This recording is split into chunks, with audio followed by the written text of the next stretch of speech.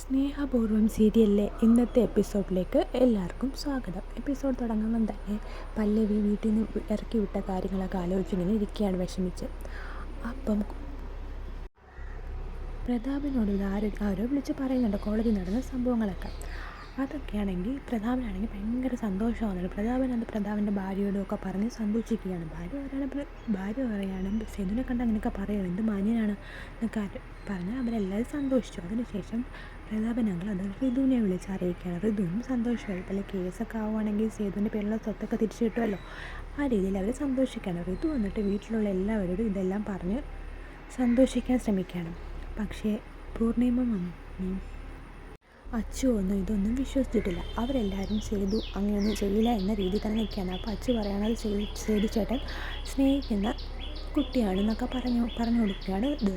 അപ്പോഴത്തേക്ക് ഋതു പറയല്ല അവളൊന്നും കിട്ടിയതാണ് എന്നൊക്കെ പറയാണ്. അപ്പോഴത്തേക്കും പൂർണിമയാണെങ്കിൽ ഇതൊന്നും വിശ്വസിക്കുന്നില്ല. സേതു തെറ്റായൊന്നും ചെയ്തില്ല എന്ന വിശ്വാസത്തിലാണ്. പിന്നെ കുറുപ്പ് മാമനോട് ഇത് അറിയിച്ച് കുറുപ്പ് മാമനാണെങ്കിൽ സേതുവിനെ വിളിച്ച് ഇതെല്ലാം തിരക്കി സത്യാവസ്ഥയെല്ലാം അറിഞ്ഞു. വന്നിട്ട് പൂർണിമ അമ്മയാണെങ്കിൽ സേതുവിനെ വിളിച്ചിട്ട് പല്ലവിയും കൂട്ടി നമ്മുടെ വീട്ടിലേക്ക് വരാൻ പറഞ്ഞു. അതേസമയം എന്തോ ചെയ്യണമെന്ന് അറിയാൻ വയ്യാതെ സേതുവും കൂട്ടുകാരെല്ലാം കൂടെ റോഡിൽ തന്നെ നിൽക്കുകയായിരുന്നു. പല്ലവിയാണെങ്കിൽ ഫ്ലാഷ് ബാക്ക് വലിച്ച് വീട്ടിൽ നിന്ന് ഇറക്കി വിട്ടതും കോളേജിൽ നടന്ന കാര്യങ്ങളൊക്കെ ചിന്തിച്ച് ഇങ്ങനെ എന്ത് ചെയ്യണമെന്ന് അറിയാൻ വയ്യ നിൽക്കുമായിരുന്നു.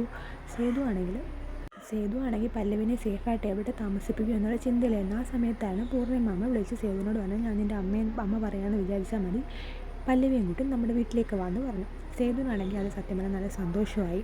കാരണം ഇതിലും വലിയ സേഫായിട്ടൊരു സ്ഥലം പല്ലവിക്ക് വേറെ കിട്ടത്തില്ല.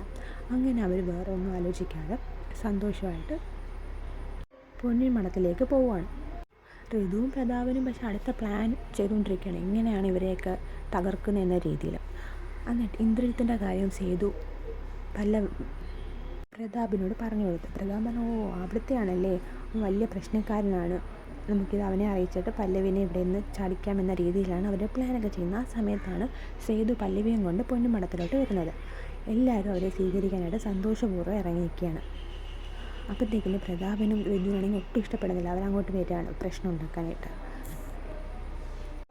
അങ്ങനെ പല്ലവിയെ സ്വീകരിച്ച് അകത്തോട്ട് കയറ്റാൻ വേണ്ടി പൂർണ്ണിമ പുറത്തോട്ട് വരുന്നതും കാണിച്ചാണ് ഇന്നത്തെ എപ്പിസോഡ് അവസാനിക്കുന്നത്. അപ്പോൾ എല്ലാവരും സബ്സ്ക്രൈബ് ചെയ്ത് തരണം, സപ്പോർട്ട് ചെയ്യണം. താങ്ക്